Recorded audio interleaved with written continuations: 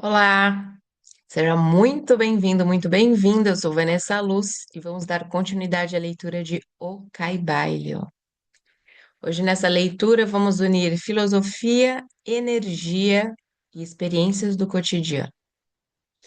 Se você não está acompanhando ainda os vídeos dessa leitura, convido você a fazer parte dessa comunidade. Inscreva-se no canal e, se quiser fazer parte assim, ser um integrante mesmo da comunidade, deixe a sua vontade nos comentários, que você estará aqui dentro do grupo de WhatsApp para poder comentar conosco, ouvir os comentários, tá bom? Então é só você demonstrar, se sentir que isso é para você. E acompanhe essa leitura desde o início através da nossa playlist. Vamos lá, mergulhar em mais este capítulo. Vamos finalizar aqui o capítulo 8, iniciar o capítulo 9. Número 6.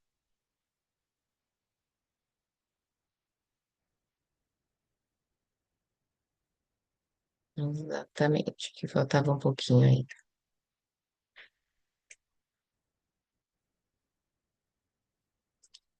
Somente os mais avançados hermetistas são aptos para compreender os mais ocultos preceitos a respeito dos estados de existência e dos poderes manifestados nos planos espirituais. Os fenômenos são tão superiores aos dos planos mentais que uma confusão de ideias resultaria certamente se atentássemos em descrevê-los. Somente aqueles cujas mentes foram muito adestradas nas linhas da filosofia hermética por muitos anos, certamente que estes transportam consigo de outras encarnações o conhecimento adquirido previamente, podem compreender justamente o que é significado pelo ensinamento sobre este plano espiritual. E muitos destes preceitos secretos são considerados pelos hermetistas como sendo sagrados, importantes e perigosos para a disseminação ao público em geral. Os estudantes inteligentes podem reconhecer que significamos com isto a ideia que a significação da palavra espírito, como é empregada pelos hermetistas, é semelhante à de poder vivente, força animada, essência oculta, essência da vida, etc. Que não deve ser confundido com o termo usual e comumente empregado em relação com os termos, isto é, religioso, eclesiástico, espiritual, etéreo, santo, etc. Aos ocultistas, a palavra espírito se emprega no sentido do princípio animado, entendendo com isto a ideia de poder, energia vivente, força mística, etc. E os ocultistas sabem que o que é conhecido por eles como poder espiritual pode ser empregado para o mal como para o bom fim, em concordância com o princípio da polaridade. Fato que isso, fato que foi reconhecido pela maioria das religiões nas suas concepções de Satã, Beelzebul, o diabo, Lúcifer, anjos caídos, etc. E assim, os conhecimentos a respeito destes planos foram conservados no Santo dos Santos, na Câmara Secreta do templo de todas as fraternidades esotéricas e ordens ocultas. Mas podemos dizer aqui que aquele que atingiu os poderes espirituais superiores e empregou-os mal tem um terrível destino para si na história.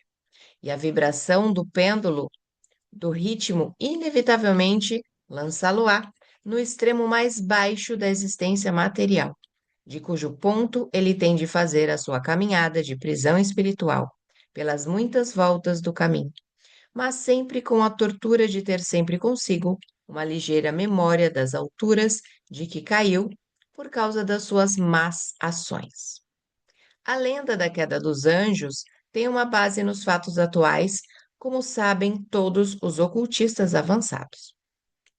Os esforços para poderes egoístas no plano espiritual inevitavelmente traz como resultado no espírito egoísta a perda da sua balança espiritual e a queda do mesmo modo que foi elevado previamente.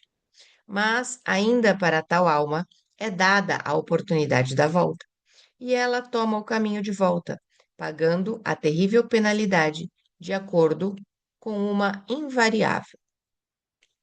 Em conclusão,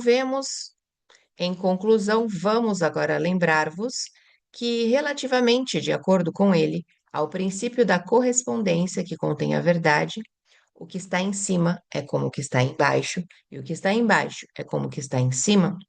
Todos os 7 princípios herméticos estão em muitas operações em todos os diversos planos físico, mental e espiritual. O princípio da substância mental aplica-se a todos os planos, porque tudo nasceu na mente do todo. O princípio da correspondência se manifesta em tudo, porque há uma correspondência, harmonia e correlação entre os diversos planos. O princípio de vibração se manifesta em todos os planos, com efeito, a verdadeira diferença que faz nos planos resulta da vibração, como explicamos. O princípio da polaridade manifesta-se em todos os planos, porque os extremos dos polos são aparentemente opostos e contraditórios. O princípio de ritmo manifesta-se em todos os planos, o movimento dos fenômenos tendo seu fluxo e refluxo, a alta e baixa. O princípio de causa e efeito se manifesta em todos os planos, cada efeito tendo a sua causa e cada causa tendo o seu efeito. O princípio de gênero manifesta-se em todos os planos, sendo a energia criadora sempre manifestada e operando pela linha dos aspectos masculino e feminino. O que está em cima é como o que está embaixo, e o que está embaixo é como o que está em cima. Este axioma hermético de centenas de anos compreende um dos grandes princípios dos fenômenos universais. Como procedemos com as nossas considerações dos princípios permanentes, vamos ter ainda mais claramente a verdade da natureza universal deste grande princípio de correspondência. Capítulo 9. A vibração. Nada está parado, tudo se move, tudo vibra, o Kaibai. O terceiro grande princípio hermético, o princípio da vibração, compreende a verdade que o movimento é manifestado em tudo no universo, que nada está parado, que tudo se move, vibra e circula. Este princípio hermético foi reconhecido por muitos dos maiores filósofos gregos que o introduziam em seus sistemas, mas depois, por muitos séculos, foram perdidos pelos pensadores que estavam fora das fileiras herméticas. Mas no nono século, a ciência física descobriu novamente a verdade, e as descobertas científicas do século XX acrescentaram as provas de exatidão e verdade da secular doutrina hermética. Os ensinamentos herméticos são que não somente tudo está em movimento e vibração constante, mas também que as diferenças entre as diversas manifestações de poder universal são devidos inteiramente à variação da escala e do modo das vibrações. Não só isto, mas também que o todo em si mesmo, manifesta uma constante vibração de um grau tão infinito de intensidade e movimento rápido que praticamente pode ser considerado como estando parado. Os instrutores dirigem a atenção dos estudantes para o fato de que, ainda no plano físico, um objeto que se move rapidamente, como uma roda gigante, parece estar parado. Uma roda girante, perdão, parece estar parado. Os ensinamentos são que, com efeito, o espírito está num lado do polo de vibração e o outro polo é certa forma extremamente grosseira da matéria. Entre estes dois polos estão milhões e milhões de escalas e modos de vibração. A ciência moderna provou que o que chamamos matéria e energia é simplesmente modo de movimento vibratório. E muitos dos mais adiantados cientistas, estando se movendo rapidamente para os ocultistas que sustentam que os fenômenos da mente são modos semelhantes de vibração e movimento, permite-nos examinar o que disse a ciência sobre a questão das vibrações na matéria e na energia. Em último lugar, a ciência ensina que toda matéria manifesta, em alguns graus, as vibrações procedentes da temperatura ou calor, seja um objeto quente ou frio, ambos sendo simplesmente graus da mesma coisa. Ele manifesta certas vibrações quentes e, neste sentido, está em movimento e vibração. Logo, todas as partículas da matéria estão em movimento circular, desde os corpúsculos até os sóis. Os planetas giram ao redor dos sóis e muitos deles giram sobre seus eixos. Os sóis movem-se ao redor dos grandes pontos centrais e crê-se que estes se movem ao redor de maiores, e assim por diante, até o infinito. As moléculas de que as espécies particulares de matéria são compostas se acham num estado de constante vibração e movimento umas ao redor das outras. As moléculas são compostas de átomos que, semelhantemente, se acham em estado de constante movimento e vibração. Os átomos são compostos de corpúsculos, muitas vezes chamados elétrons e íons, e etc., que também estão em estado de movimento rápido, girando ao redor do outro, e que manifestam um estado e um modo verdadeiramente rápido de vibração. E vemos assim que todas as formas da matéria manifestam a vibração, de acordo com o princípio hermético da vibração. E assim é com as diversas formas de energia. A ciência ensina que a luz, o calor, o magnetismo e a eletricidade são simplesmente formas de movimento vibratório, provavelmente emanadas do éter. A ciência, até agora, não procurou explicar a natureza dos fenômenos conhecidos como coesão, que é o princípio da atração molecular, nem a afinidade química, que é o princípio da atração atômica, nem a gravitação, o maior mistério destes três, que é o princípio da atração pela qual uma partícula ou massa de matéria é atraída por outra partícula. Estas três formas de energia não são ainda compreendidas pela ciência.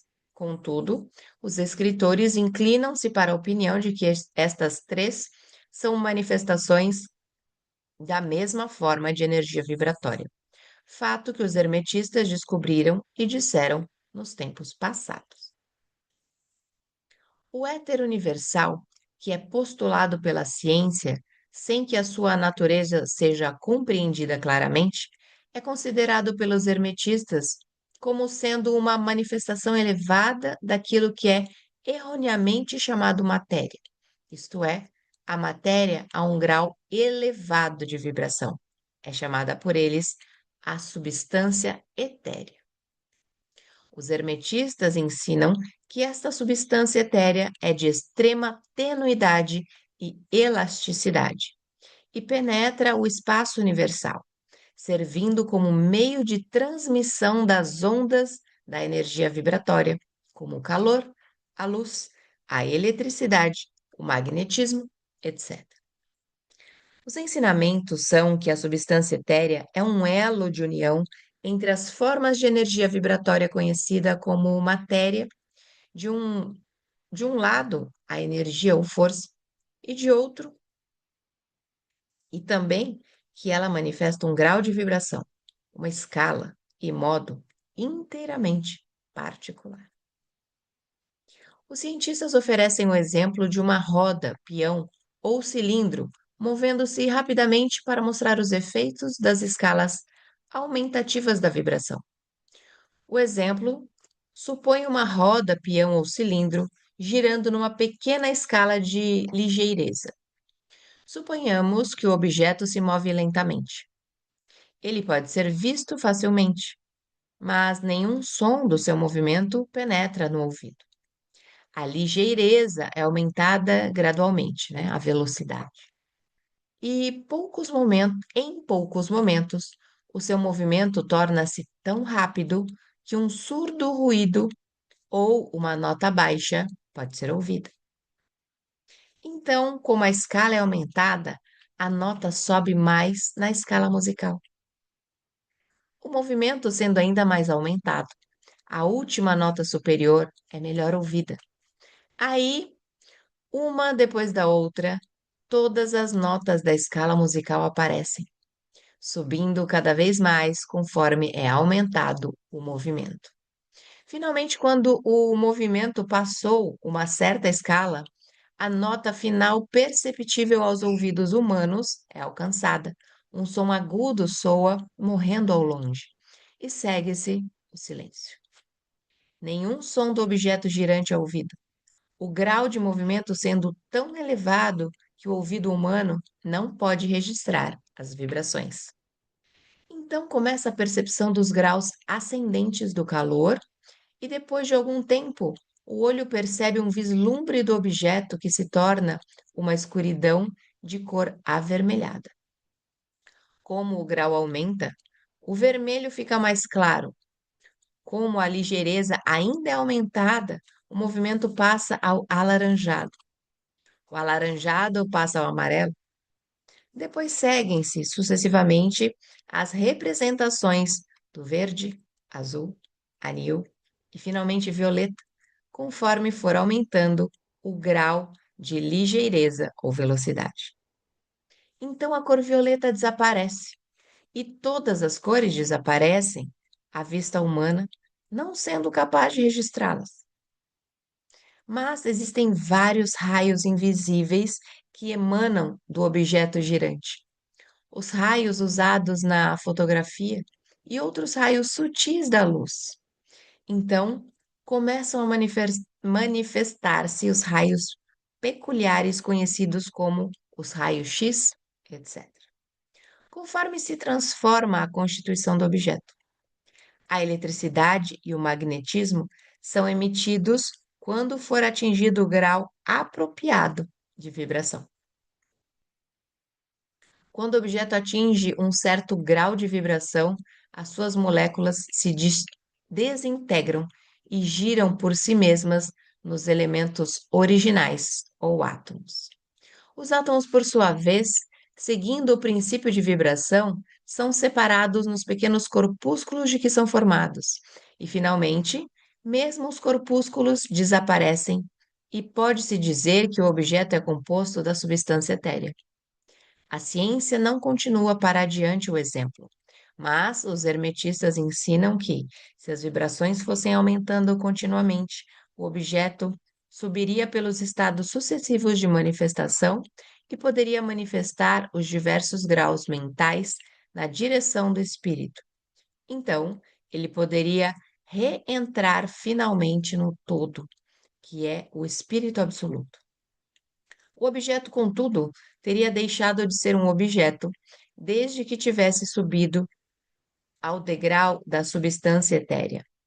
Mas, apesar disto, a ilustração é correta porque mostra o efeito do grau e o modo de vibração aumentada constantemente. Deve ser lembrado na ilustração acima que nos graus em que o objeto expele vibrações de luz, calor, etc., ele não está atualmente resolvido nestas formas de energia, que são muito elevadas na escala, mas simplesmente alcançam um grau de vibração em que estas formas de energia são livradas, em certo grau, das influências restritivas das suas moléculas, seus átomos e corpúsculos, como pode ser o caso. Estas formas de energia, apesar de muito mais elevadas na escala do que a matéria, estão aprisionadas e limitadas nas combinações materiais, pela razão que as energias manifestam e empregam as formas materiais. mas estão restringidas e limitadas nas suas criações destas formas, de modo que estas são, para um modo de entender, as mais verdadeiras de todas as criações, ficando a força criadora envolvida na sua criação. Mas os ensinamentos herméticos vão muito além dos da ciência moderna. Eles ensinam que toda manifestação do pensamento, emoção, raciocínio, vontade, desejo, qualquer condição ou estado, são acompanhados por vibrações, uma porção das quais é expelida e tende a afetar a mente de outras pessoas por indução. Este é o princípio que produz os fenômenos de telepatia, influência mental e outras formas da ação e do poder da mente, com que se está acostumado rapidamente por causa da completa disseminação dos conhecimentos ocultos pelas diversas escolas, cultos e instrutores na época atual. Todos os pensamentos, todas as emoções ou estados mentais têm seu grau e modo de vibração e por um esforço da vontade da pessoa ou de outras pessoas, estes estados mentais podem ser reproduzidos do mesmo modo que o tom musical pode ser reproduzido por meio da vibração de um instrumento em certo grau, e assim como a cor pode ser reproduzida da mesma forma. Pelo conhecimento do princípio da vibração aplicado aos fenômenos mentais, pode-se polarizar a sua mente no grau que quiser, adquirindo assim um perfeito domínio sobre os seus estados mentais, as disposições, etc. Do mesmo modo, pode afetar as mentes dos outros, produzindo nelas os estados desejados. Por fim, ele pode produzir no plano mental o que a ciência produz no plano físico, principalmente vibrações à vontade. Este poder pode ser adquirido somente pela instrução própria, pelos exercícios, práticas, etc., da ciência da transmutação mental, um dos ramos da arte hermética. Uma pequena reflexão sobre o que dissemos mostrará ao estudante que o princípio da vibração compreende os admiráveis fenômenos do poder manifestado pelos mestres e adeptos, que aparentemente são capazes de destruir as leis da natureza, mas que em realidade simplesmente usam uma lei contra outra, um princípio contra outro e que obtêm os seus resultados mudando as vibrações dos objetos materiais ou formas de energia, e então realizam o que é comumente chamado milagre. Diz um dos velhos escritores herméticos: aquele que compreende o princípio de vibração alcançou o centro do poder. E concluímos aqui este nono capítulo, o princípio da vibração. Espero que você tenha lembrado de alguma coisa. E me conta aqui nos comentários o que mais mexeu com você desta leitura. E para acompanhar desde o início e continuar acompanhando até o final deste livro, se você ainda não é inscrito no canal, convido você a se inscrever e tocar ali no sininho. Assim você receberá cada novo vídeo que chegar aqui no canal.